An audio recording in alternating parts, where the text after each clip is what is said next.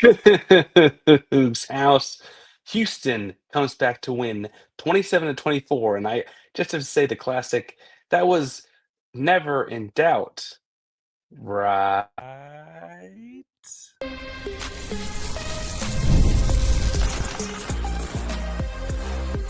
You are Locked On Cougs, your daily podcast on the Houston Cougars, part of the Locked On Podcast Network, your team every day. Welcome to Locked On Cougs, way after dark. Cougars after dark so far that it feels like the next morning. I'm host of Locked On Cougs, Parker Ainsworth, here to break down whatever the heck just happened. I'm not sure how my audio is doing. I'm not sure what's going on here. I'm hoping this live edition of Locked On Cougs works. Wow. Like, what a fun freaking night. Yes, I am sitting in my garage recording, hence the faux screen in the background that my hat almost blends into. I had to get out. I had to talk about this. I didn't want to wake anyone up in the process, but oh my goodness. Houston wins 27-24, was down by 14 with just over 6 minutes to go on the road and looked dead in the water. We're going to talk about that comeback. We're going to talk about why this isn't perfect. We'll give out some nightcaps of sorts in a second.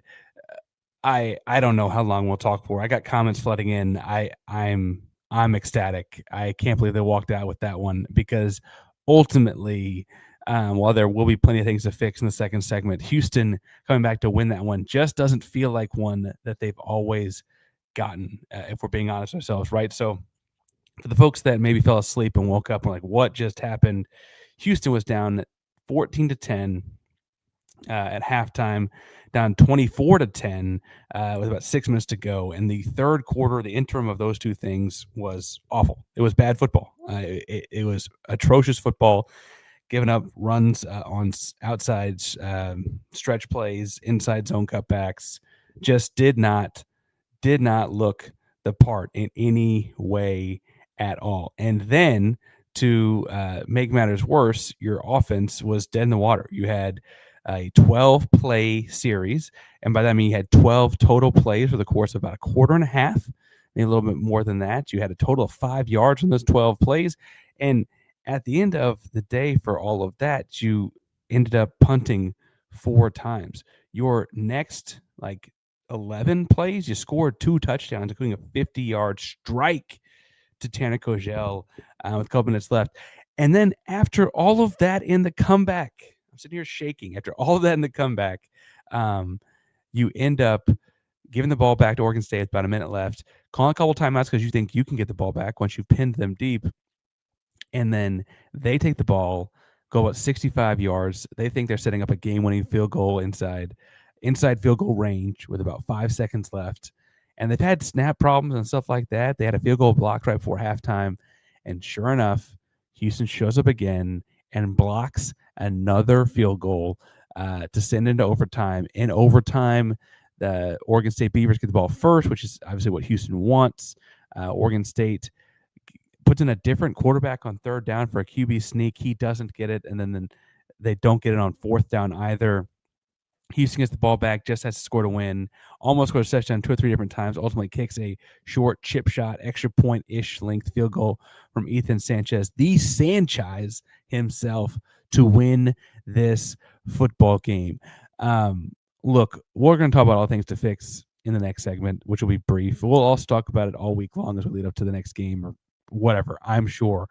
But oh my goodness, the gusto, the resolve, the faith. And I want to go back to in between quarters. Houston looked like dog crap, and that's the nicest way I can put it. In the third quarter, they just didn't look good at football in that quarter.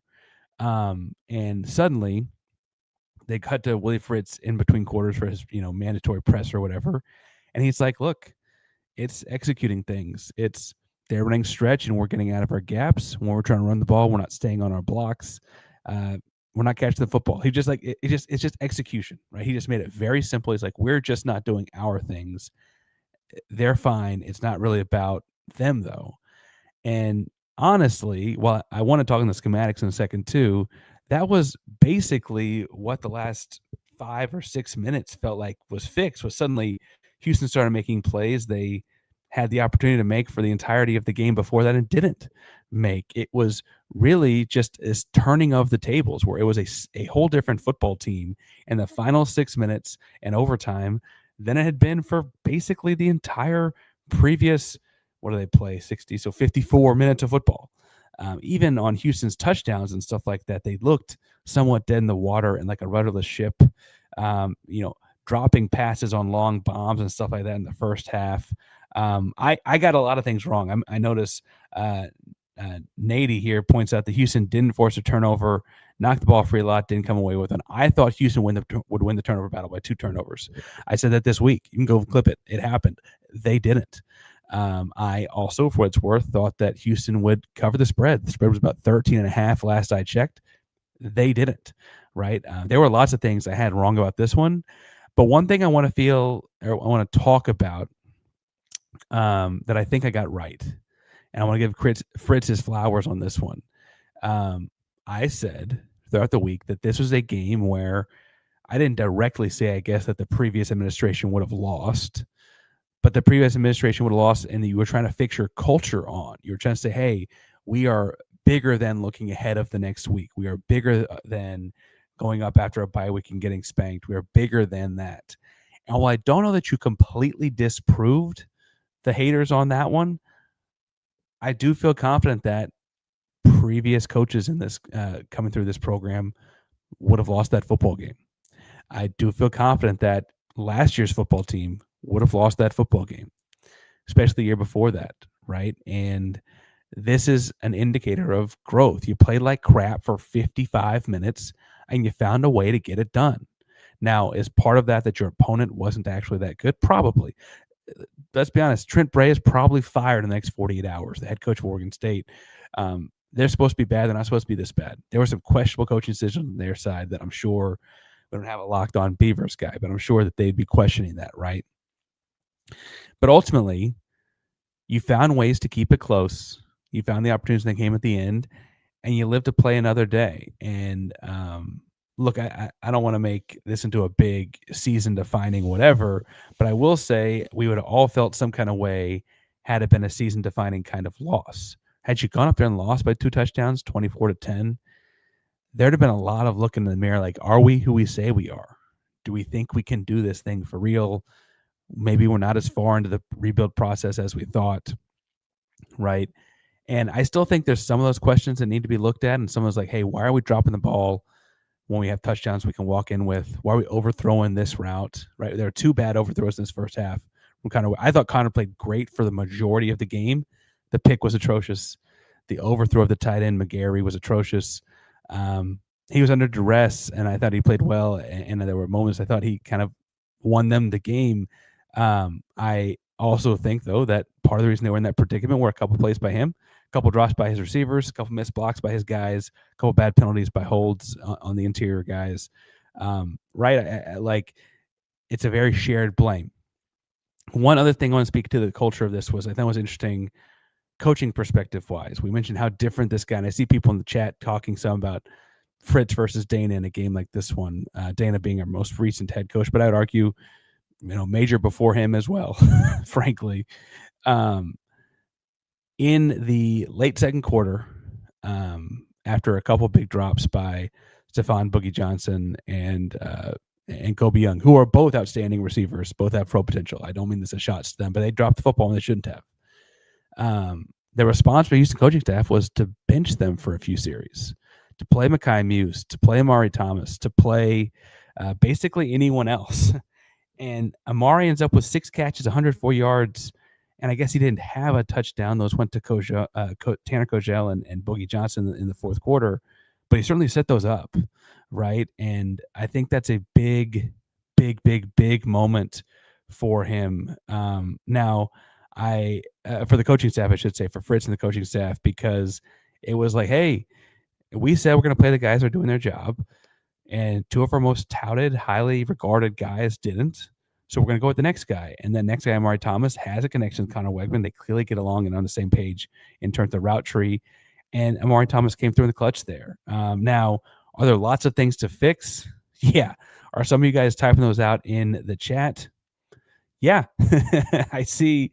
I see those too. Now, I feel like when I get to that second segment, that might be a popular one, but they're not just taking the win into your record because ultimately they are 4-0.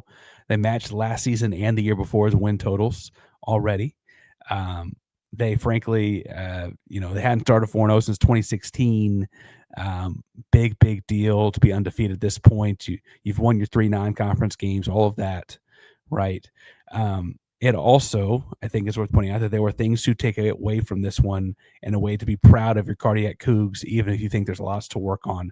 And so I want to talk about that lots to work on is in just 1 second.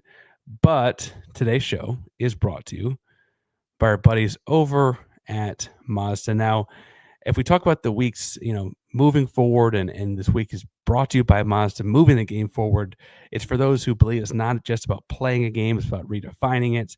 Moments that do more than put points on the board, that move crowds, culture, keep the game moving forward. I feel like honestly the big moving the game forward moment was somewhere in that last 6 minutes of football. You had Conner Weigman sprint out and find Amare Thomas for a quick about 17-yard hitch on 3rd and 20 that ultimately set up a 4th down play where he hit Thomas on a crosser. At that moment, felt like, okay, we can just keep this thing rolling. Find number 0. and that was the cheat code there. Now, obviously, other guys scored as well. Other things happened. So if you've got your own moving the game forward kind of moment, tell us in the chat. When you follow what moves you, the unexpected is only the beginning. And just like there's more to every highlight, there's more to every Mazda vehicle. Mazda says to move and be moved. Park Ranger, Locked On Cougs here. Now, I want to spend a second here talking about, like, this game was not perfect. Bluntly, my reaction episode was very, very different 54 minutes into a 60-minute football game.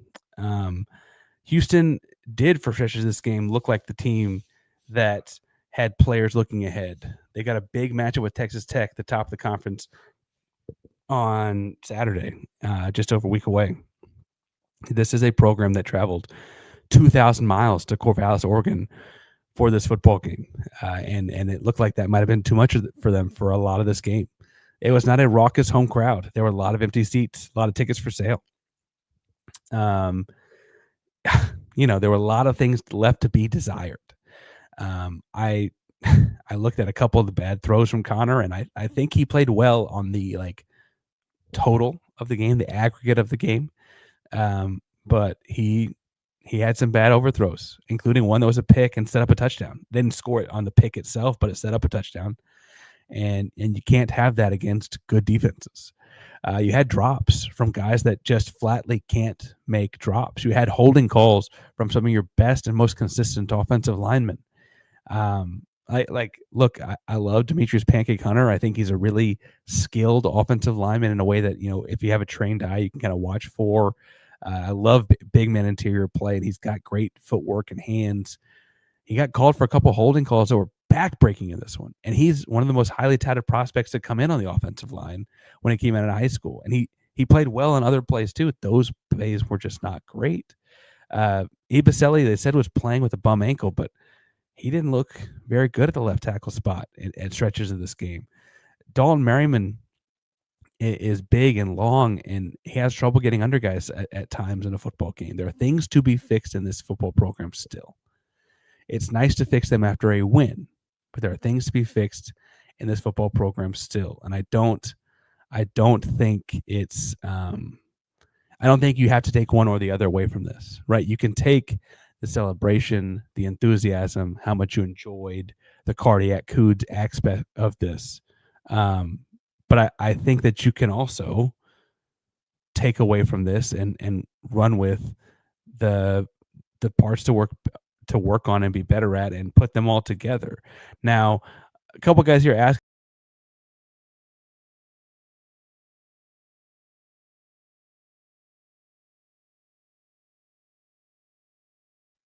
We still here? Hey, we're still here. All right. A couple folks are asking about the ice the kicker at the end. I don't really know a whole lot about that one. I'm sure it'll be addressed in the post game. And I just went live. I didn't I just wanted to go live and talk about the game. I didn't listen to the post game. Listen for the post game. I will say that it looked like to me that Ethan and Fritz had some back and forth where he was like, "I wanted to see you have one go through." And I guess that kind of what the timeout did was kind of make the initial kick a default practice kick. Um, maybe I don't know. I don't know what the argument's going to be when he says it afterwards. It was certainly interesting. There were timeout interesting miscues of sorts in the end of both halves, where at the end of the second half, Houston's trying to force Oregon State to punt the ball back with time left, and it ultimately kind of worked to Oregon State's advantage. And then in the end of the first half, you had Houston use them in interesting ways too that kind of worked to their advantage. It was just interesting. People are pointing out the play clock. They should have never been in that situation. Now, I get that may have been the actuality of it, but they shouldn't be in that situation. You're kicking a field goal. So people are already talking about Tech. We'll talk about Tech on Monday too. Let's enjoy one. I look at this. I look at this game from a lot of things that there are going to be fixed. I will say that this is a program, and it's a part of the program or a team that had kind of had 3 weeks of really good football relative to their opponent. Hadn't played an opponent quite as talented. Maybe Colorado is better than Oregon State. I don't know. I don't know. Oregon State certainly, played a pretty tough half or quarter and a half against Oregon. They had stretches of good ball against Tech. If you go back and watch that one, so maybe you could say that, but it certainly felt like a team that hadn't faced a lot of adversity coming into this one, and then you face adversity being down on the road like that. Look, I think that's all fair and fine and dandy. I can't believe they won the football game. I'm looking at my notes here, but like what I was going to say about this, that, the other thing. And like I want to talk about the early drive where they end up ultimately getting a field goal. They, from the very first and goal of that drive, had 8 offensive plays and did not score a touchdown. That's bad. That's bad football. That's things to fix. Holding penalties to figure out. Motion penalties to figure out. Got to catch the football on a couple of those. Here's what I will say though, and then we'll get to some quickly get out of here kind of stuff. I see this game, and I see things that I thought they figured out, like the spread offense with Weigman, and just like, hey, let's get this thing moving and quick and not let them read a whole lot. I think that worked well for him. I also think that you're going to hear some we might have overlooked the opponent or conversations about were they looking ahead to Tech or whatever. You can certainly put a lot of things to rest with a good performance next weekend. If you come out of this game with a good week of practice and head back home and host Texas Tech, you wear your blues and you have a good performance and really kind of put the world on notice, people will no longer be talking about this game. This will be the blip in the radar for when you were looking ahead, right? And they're finishing the game up at 1:30 in the morning in their body clock's time and all that. I wonder if you see some stuff in this game translate. Do you see that no huddle kind of stuff translate? Do you see more spread stuff? Tanner Kogel lined up at a true wide receiver spot, maybe a la Travis Kelce type tight end. We'll see. I think there's, again, ways to take the positives and the negatives out of this, and I can't believe we're sitting here talking about a win. I just can't. I can't believe we're sitting here talking about a win after that one. Just freaking crazy. We'll tip some caps in a second, and I'm excited to do that. I got people here saying they're too excited to go to sleep, so we're not going to go to sleep yet. We're going to tip some caps, talk about some people who had nightcappy kind of nights. But before we get to that, today's show is brought to you by our buddies over at DoorDash, because it is almost, I guess it's technically early Saturday morning. It's the weekend, folks. It's time to look back and crown the MVP of the game. I'm still going with my MVP, powered by DoorDash. You can win every Saturday, just like the MVP with DoorDash Streaks, saving more every time you order. These players deliver when it matters most. Let's take a break and look at it. I'm looking at Amare Thomas, 6 catches, 104 yards. Felt like he came up so clutch in that spread offense kind of last few minutes of the game there. Clutch catch after clutch catch. body twisting, body turning, jumping in the air for it. Obviously, Kogel has the big touchdown. Boogie Johnson gets to the end zone as well. But none of that happens at Amare Thomas in the middle of the field. And that was a really, really impressive performance out of him. And just like Amare Thomas delivered tonight in this early morning for the Cougs, DoorDash delivers your Saturdays with DoorDash Streaks.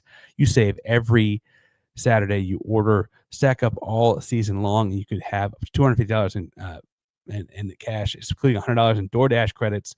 Order this Saturday to keep streak alive. Fuel your game day with DoorDash Streaks. Terms apply. Promo code goes through November 18th. Today's show is also brought to you, somewhat ironically, by our buddies at 5 Hour Energy. I had a couple of those today. Now, caffeine just got a flavor upgrade. 5 Hour Energy shots deliver tasty caffeine and 17 bold flavors. Each 2-ounce shot packs the caffeine of premium cup of 12-ounce cup of coffee, plus B vitamins and nutrients with 0 sugar and 0 crashes. What I love most about them is how portable they are. Big taste and a tiny shot you can take anywhere, including into your garage, do a podcast. And it gives you the boost when you need it. Now, it is 2 a.m. Central Time as you're sitting here talking about the Houston Cougars pulling out a victory. You don't get to enjoy this without some sort of a boost in your day. It's been a long week. It's a Friday night game, and we're enjoying it together here because of things like 5 Hour Energy can keep us up and moving. Now, enough of the boring, flavorless caffeine. It's time to give your caffeine a flavor upgrade with 5 Hour Energy shots. Get the favorites you love or be bold. Try something with in-store and online at www.5hourenergy.com or on Amazon today. Park Rangers locked on Coogs here, and I want to do some tips to caps. I want to read some comments and get on out of here. I mentioned Amare Thomas, he's my MVP of the game, but I should point out I got someone shouting out Mark Stampley here with a block on the second field goal to push into overtime. Could also give one to Latrell McCutcheon for blocking the first field goal. Lots of fun in those blocked field goals. I want to talk some about giving look, he had a terrible pick and a bad overthrow, but he also had a couple guys drop the football on him and still counted for 270 yards passing, had 2 touchdowns through the air and 1 on the ground. Conner Weigman also showed up in a big way today, in a way that I hope the couple of bad passes do not negate. He is growing every week and looking more comfortable. And I thought he looked like a leader in a lot of ways. We'll probably talk about that throughout the week this week. His growth as a leader, I think, is interesting.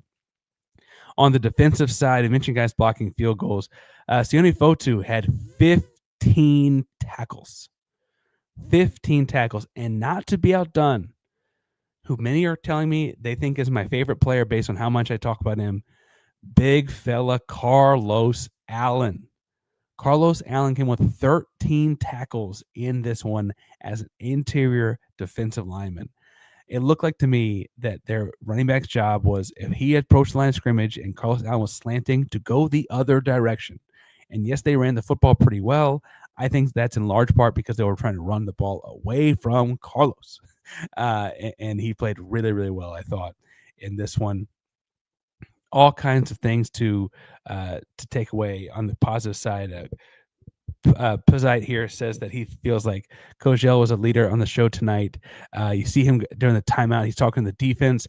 My dad's staying up with me watching this one. He jokes that he's going to get a 12-man on the field penalty because he needs to get off the field. But I think you're right. That was a leadership moment. Really cool to see. MVP is, I believe it was Mark Stampley that blocked the last field goal, but there were several Cougs that could have blocked that one. All kinds of fun performances in that one to celebrate. I thought Eddie Walls had some great rush. He didn't get a sack out of it, but pass rush kind of moments there when the tables turned and Oregon State was in their 2-minute drill. They had pass batted down and stuff like that. And we should probably mention Corey Platt's name, who was in on a couple of key stops. It feels like fate when he's involved in the game and involved in some of those key stops down the stretch. Rook Brown, a big pass breakup. He seems to be popping up everywhere. Dean Connors ran the ball hard. Stacey Sneed ran the ball hard. We heard Jermaine Burnett was going to be involved in this game, and he did not. But in his absence, I think it's worth pointing out and that DJ Butler came in and had a couple crucial carries at one point as well.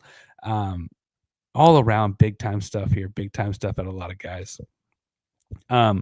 I also think, as much as we want to give players credit, Slade Nagel kind of getting out of his comfort zone and going to the 2-minute drill fairly early with about 6.5 minutes left. You needed 2 touchdowns, so I don't know how early it felt like it was, but he had stuff ready to dial up, and it was what Conner was comfortable with, and they clearly just whipped it and just threw it. And I wonder if you see that interspersed more often. Conner looked comfortable. The receivers looked comfortable. And honestly, when you run the 2-minute stuff, you don't have to block for as long, and things worked out. It's crazy, crazy, crazy how that kind of stuff can work out. All kinds of fun action there. It is 2:08 Central Time. I want to thank you for tuning in today and being a part of the Locked On Cougs party here. I have a toddler, and if I were a gambling man, if I were a more frequent gambling man, I would tell you he's going to be up in about 4.5 hours. And I'm going to need a 5-hour energy and a lot of fun. It's a whole lot more fun to do that after a win, though. And so I'm glad we get to do that after a win. Now, hoping to do some stuff over the course of the week as we build toward the first Saturday home game for the Houston Cougars. So stay locked on the channel for that. Big conference game for the Cougs next weekend. And so obviously things to keep an eye on there. Locked On Cougs has and always will be a proud member of the Locked On Podcast Network. That means your team every single day, even at 2 o'clock in the morning, talking Houston Cougar football. Go Cougs.